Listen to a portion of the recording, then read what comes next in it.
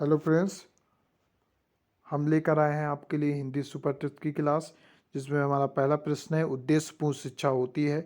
तो फ्रेंड्स, जो हमारा अधिगम होता है वो उद्देश्यपूर्ण होता है, जबकि जो हमारा अर्जन होता है वो वातावरण में स्वाभाविक तरीके से होता है। बालक अपने वातावरण, परिवार एवं समाज से जो भाषा सीखता है वो भाषा का उसे भाषा का अर्जन कहते हैं। वो इसे अनुकरण द्वारा सीखता है, जबकि अधिगम एक नियंत्रित परिस्थिति में किसी उद्देश्यपूर्ण प्रक्रिया का नाम है, जो बालक के अनुभव एवं व्यवहार में परिवर्तन लाती है। अगला प्रश्न है, भाषा अर्जन और अधिगम के संदर्भ में निम्नलिखित में से कौन सा कथन सत्य नहीं है? रोजगार प्राप्त करने के लिए ही भाषा सीखी जाती है। भाषा अर्जन के लिए समृद्ध भाषाई परिवेश की आवश्यकता होती है। भाषा अधिगम में संप्रेषण कुशलता भी बल रहता है। भाषा अर्जन सहज और स्वाभाविक होती है, जबकि अधिगम प्रयासपूर्ण होता है। तो देखिए, कौन सा कथन सत्य नहीं है पूछ रहा है। तो देखिए, भाषा अर्जन के लिए समृद्ध भाषाई परिवेश की आवश्यकता होती है। जितना ज़्यादा समृद्ध भाषाई परिवेश बालक को मिलता है, उसका शब्दकोश का उतना ही अधिक विकास होता है। और भाषा अधिगम में संप्रेषण कुशलता पर बल दिया जाता है। बिल्कुल, भाषा अधिगम में आप बातचीत करने की स्किल पे जोर दिया जाता है। भाषा अर्जन आपका सहज और स्वाभाविक तरीके से होता है, परिवार, परिवेश, आस पड़ोस से होता है, जबकि भाषा अधिगम प्रयासपूर्व विद्यालय शिक्षा आदि के माध्यम से होता है। केवल रोजगार प्राप्त करने के लिए ही भाषा नहीं सीखी जाती। भाषा मानवीय संबंधों और भौतिकी संबंधों को आपस में स्थापित करने के लिए सीखी जाती है। तो पहला दूसरे का पहला कथन आपका सत्य है। रोजगार, भाषा अधिगम और अर्जन में मुख्य अंतर है। तो देखिए, भाषा अधिगम और भाषा अर्जन में प्रमुख अंतर है भाषाई परिवेश का। भाषा अर्जन स्वतंत्र रूप से और समाज समाज और पारस्परिक परिवेश में किया जाता है। भाषा जनजीवन पर्यंत होता है, जबकि भाषा अधिगम एक नियंत्रित वातावरण में एक उद्देश्यपूर्ण प्रक्रिया है। बालक के द्वितीय भाषा के रूप में हिंदी पढ़ना, लिखना, बोलना सीखता है। यह ज्ञान प्रदर्शित करता है। तो फ्रेंड्स, जो यह ज्ञान है ये प्रदर्शित करता है उसके अधिगम को, क्योंकि उसका जो भाषाई परिवेश है वो उसकी प्रथम भाषा होगी और प्रथम भाषा को वो अर्जन द्वारा सीखेगा, जबकि जो उसकी द्वितीय भाषा जो होगी उसको वो अधिगम द्वारा सीखेगा। अगला प्रश्न है फ्रेंड्स, अगला प्रश्न है आपके लिए, अधिगम निम्न में अर्जन का सब प्रमुख स्रोत है। तो देखिए, परिवार अर्जन का प्रमुख स्रोत है। अधिगम एवं अर्जन, तो देखिए अधिगम और अर्जन, अधिगम आपके टीचिंग से संबंधित है। जो विद्यालय शिक्षण है वहाँ अधिगम होता है। शिक्षण आजीवन चलने वाली प्रक्रिया है। अगर विस्तारित रूप में देखें, मानव जन्म से लेकर मृत्यु तक कुछ न कुछ सीखता है। वह शिक्षा जिसमें बालक अपने आसपास के वातावरण से अनुकरण द्वारा एवं स्वयं के अनुभवों के आधार पर सीखता है, उसको हम अर्जन कहते हैं। दूसरी वह शिक्षा जिसमें एक निश्चित स्थान, निश्चित पाठ्यक्रम, निश्चित समय, विषय विशेषज्ञ के माध्यम से सीखता है, उसे हम अधिगम कहते हैं। अधिगम अनौपचारिक शिक्षा अधिगम का ही उदाहरण है। विषय सामग्री कैसी होनी चाहिए? विषय सामग्री हमेशा बच्चों के स्तर के अनुकूल होनी चाहिए।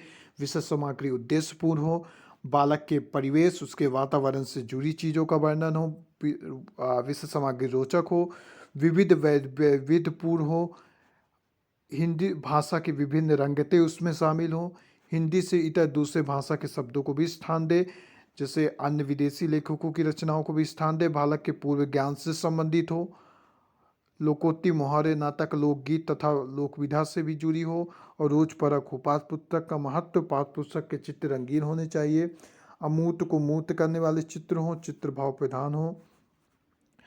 अब फ्रेंड्स, इसके बाद हम चर्चा करेंगे प्रथम प्रकार की शिक्षा को अनौपचारिक शिक्षा कहते हैं। इसमें बालक जो होता है एक निश्चित समय, निश्चित स्थान, निश्चित तरीके से सीखता है और बच्चे स्वतंत्र, और इसमें बालक जो होता है जो प्रथम प्रकार की शिक्षा होती है, जो अनौपचारिक शिक्षा होती है, उसमें बालक अपनी स्वाभाविक प्रकृति के अनुसार बिना किसी बंधन के स्वतंत्रतापूर्वक विभिन्न अनुभव प्राप्त करते हुए सीखता है, जो वो समाज, परिवेश आदि से प्राप्त करता है।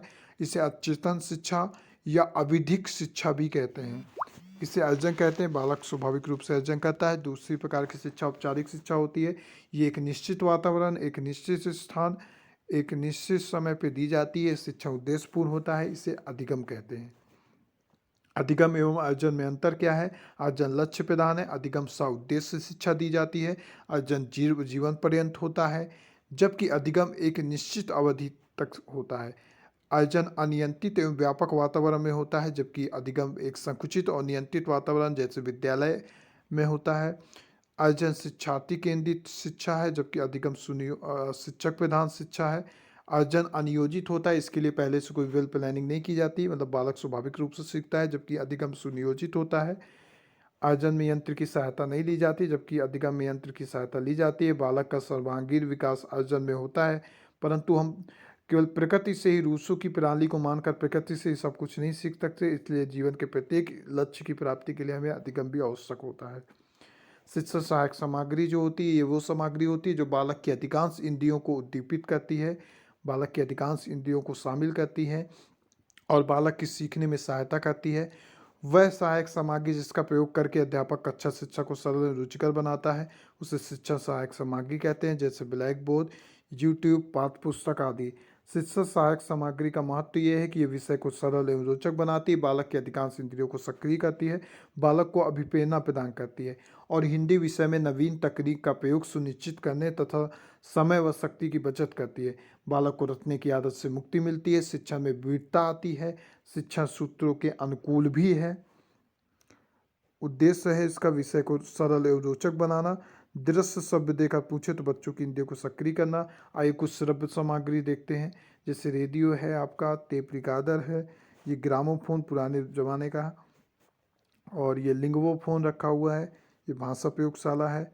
दृश्य सहायक सामग्री दो भागों में बांटी जाती है, पाठ्य पुस्तक, पत्र पत्रिका, श्याम पत्रिका और यांत्रिक। प्रोजेक्टर, एपिडोस्कोप, फिल्म स्ट्रिप, मैजिकल लालटेन। प्रक्षेपित शिक्षा सहायक सामग्री नहीं है, प्रोजेक्टर है, एपिडोस्कोप भी है, फिल्म स्ट्रिप भी है, मानचित्र नहीं है। श्याम पत्र को शिक्षक का मित्र कहा जाता है, शिक्षक को हमेशा 45 डिग्री का कोण बनाकर लिखना चाहिए। ये मानचित्र है, ये भी आपके दृश्य सामग्री के अंतर्गत आता है। मॉडल का प्रयोग वहाँ पर करना चाहिए जहाँ पर चित्र का प्रयोग संभव ना हो। तो इसी के साथ आज के लिए हमारी क्लास इतनी है। हिंदी के दमदार क्वेश्चनों के लिए पुनः हम लेकर आएंगे अगली क्लास। बहुत बहुत धन्यवाद। Please subscribe our channel and support us. और हम आपके लिए हैं, आप हमारे लिए हैं। और लास्टली सबसे महत्वपूर्ण बात, आप स्वयं के जीतने के लिए पढ़िए, ना कि किसी की हार के लिए। अपनी जीत की तुलना कभी दूसरे की हार से मत कीजिएगा। और इसी के साथ लगे रहिए, संकल्पित रहिए। मैं अपनी क्लास ख़त्म करता हूँ। जय हिंद, जय भारत।